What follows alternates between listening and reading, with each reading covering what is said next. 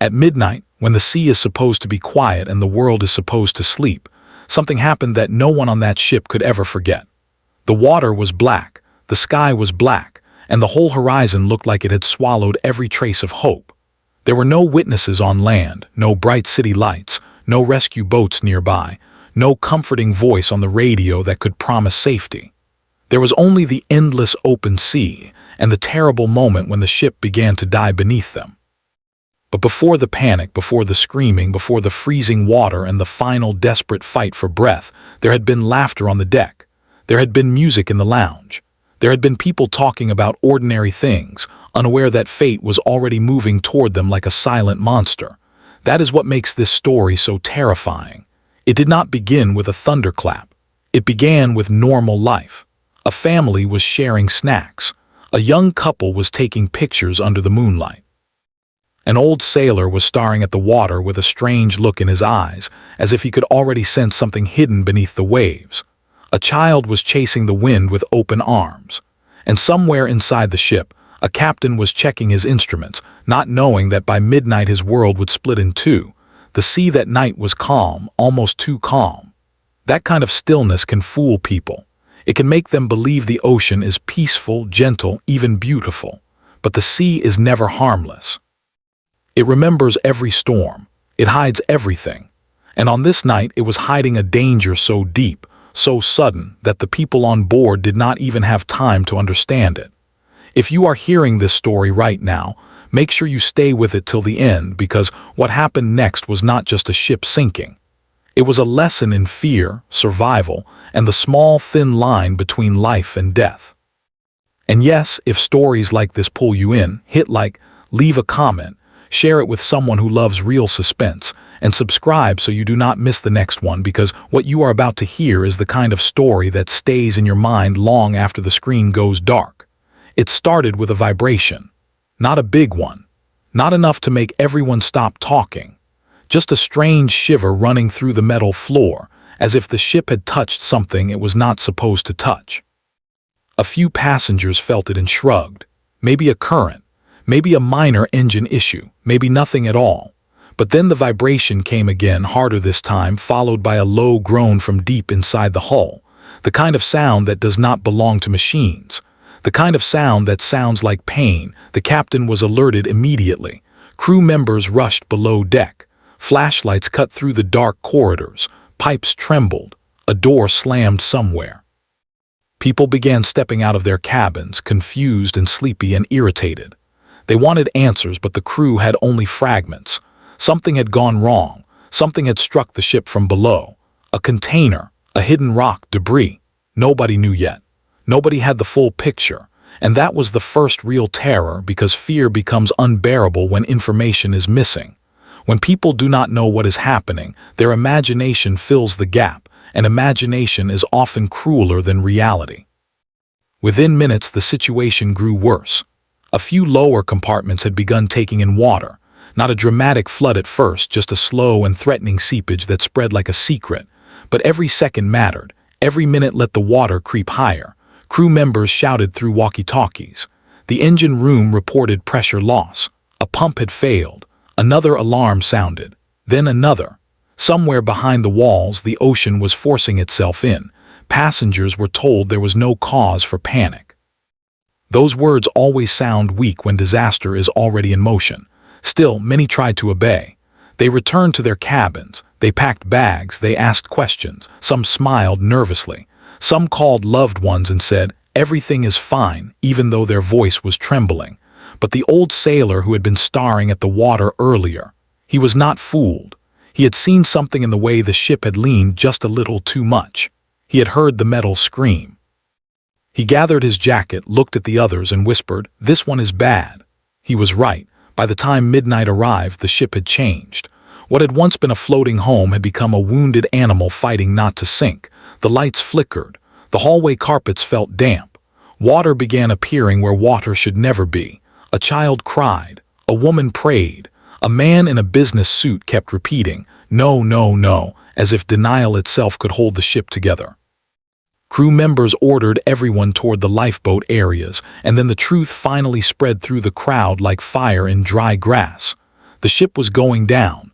The moment people understood that sentence, the atmosphere collapsed. Panic does not arrive politely. It bursts through the door and takes over everything. People grabbed their phones, their bags, their children. Some ran without thinking. Some froze in place. Some refused to believe it and argued with the crew, asking for proof, demanding explanations, hoping to hear that this was all some kind of mistake. But the deck was already tilting. The sea was already rising around them. The ship was already surrendering piece by piece. The first lifeboats were difficult to launch. The angle of the deck made movement dangerous. Metal rails were slippery. Water washed over the lower steps. People fell. Someone twisted an ankle. Someone else lost a shoe and kept moving. The wind picked up suddenly, whipping hair into faces and tearing screams apart before they could travel far. The moon above offered no comfort. It only made the scene look colder, more haunted, like a nightmare lit by silver, and then the sea did something even more frightening. It stayed silent, no roar, no dramatic wave smashing the ship in one final violent blow, just black water waiting. The ocean does not always attack like a beast. Sometimes it kills like patience. It lets panic do the work. A mother clutched her son so tightly he could barely breathe. She kept asking him to stay close, to not look down, to not let go. He was too young to understand why the adults looked so terrified, and that innocence made the moment even more heartbreaking. Nearby, an elderly couple refused to separate. The husband had trouble walking, so the wife held his arm and insisted they move together even if it took longer. "We came on this ship together," she said. "We leave together." That sentence, simple and tender, carried more courage than any command shouted by the crew. As the lifeboats filled, arguments broke out. People fought over space. Some shouted that they had families. Others shouted that they had been waiting longer. The crew tried to maintain order. But order was collapsing under the weight of survival instinct. In disaster, morality gets tested instantly. The polite rules of ordinary life are stripped away, and what remains is the raw truth of who people are when they believe they might not make it. One young man, who had spent the earlier part of the evening making jokes and filming the deck for social media, now had tears streaming down his face as he helped an older stranger into a life jacket. He later said that in that moment, all the silly things people argue about in life suddenly felt worthless. Money, status, pride, attention, none of it mattered.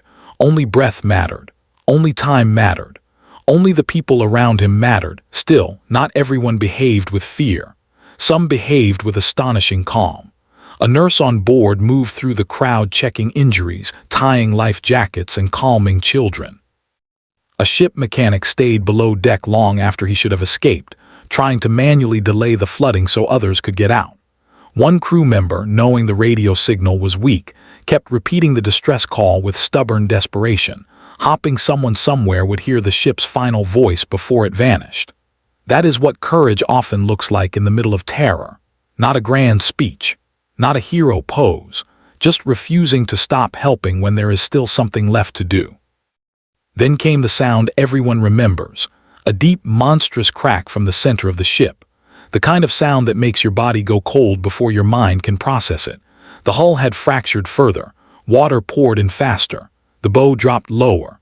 The ship groaned as if the ocean itself were pulling it down by the ankles. People screamed. The deck listed sharply.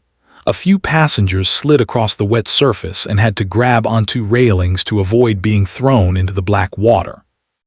The safety lights cast eerie shadows across their faces, making them look like ghosts trapped in a final moment.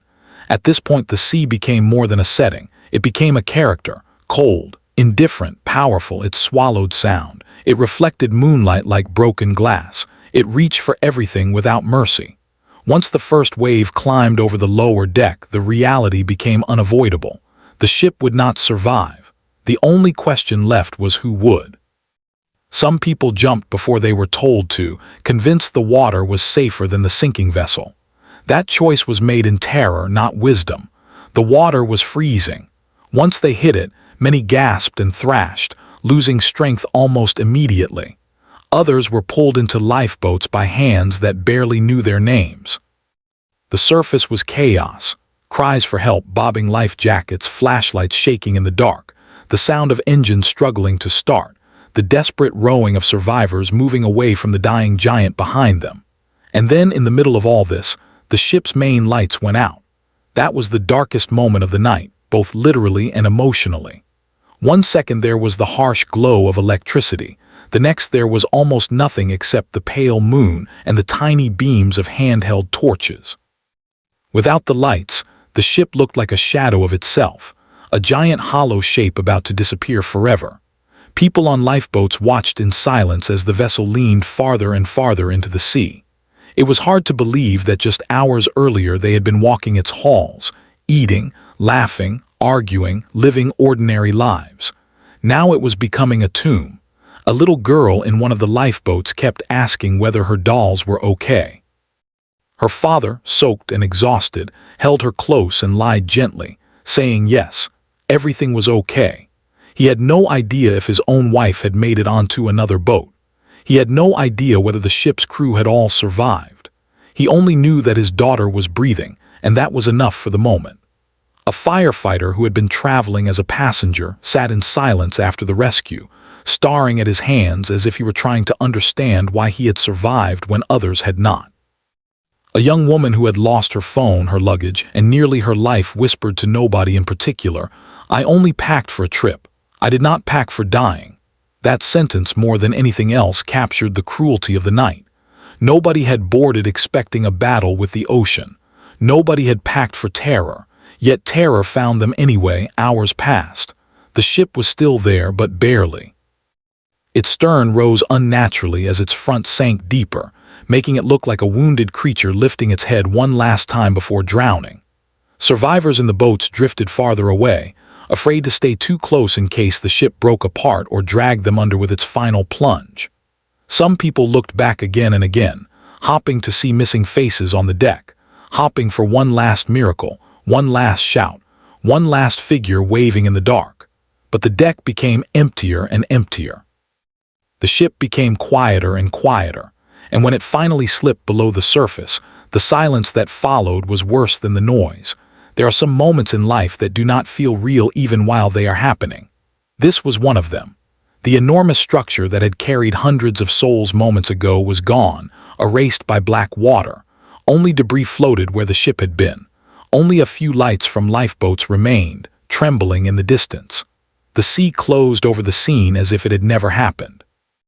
But for the survivors, the night would live forever. What they faced in the open sea after the sinking was its own second nightmare. They were cold, soaked, exhausted, and drifting in darkness. Some boats had limited supplies, some passengers were injured, some were too shocked to speak. The first hours after the sinking were filled with uncertainty.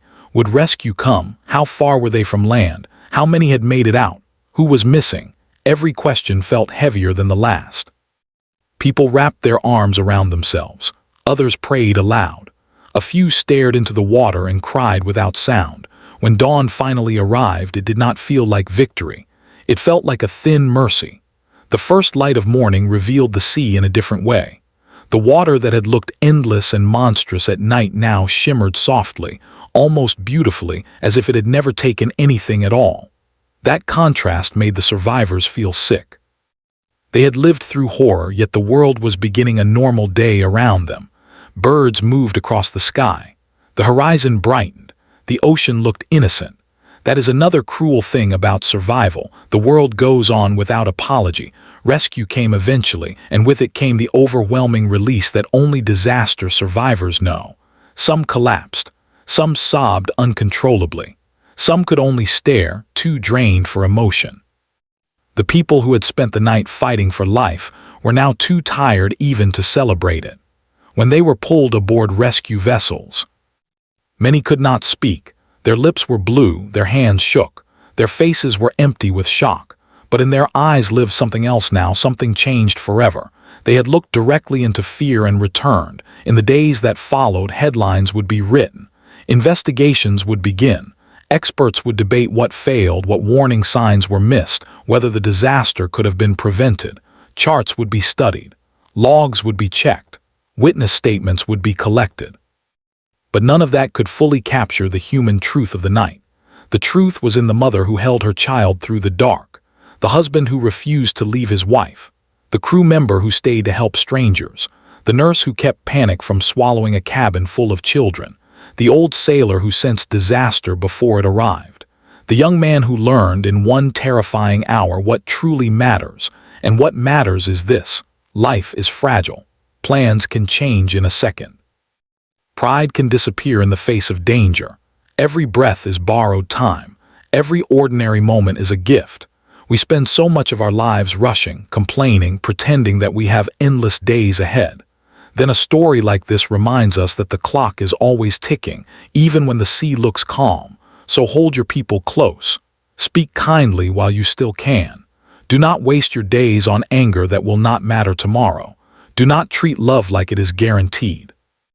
And when you hear the warning signs in your own life, do not ignore them.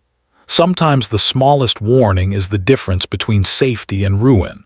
The ship sank at midnight, but what those people faced in the open sea was the kind of terror that never really ends. It lives on in memory. It returns in dreams. It sits quietly in the mind long after the water has dried. Yet from that darkness came one final truth. The human spirit can be shaken, broken, frightened, and nearly drowned, but it can also endure. In the worst storm, people still reach for each other. In the deepest fear, courage still appears. In the coldest night, hope still survives. And that is the lesson the sea left behind. Life is not promised, only borrowed. So love deeply, live honestly, help others when they are sinking, and never forget how precious a calm night can be. Because sometimes the most dangerous thing in the world is not the storm you see coming, but the silence before it.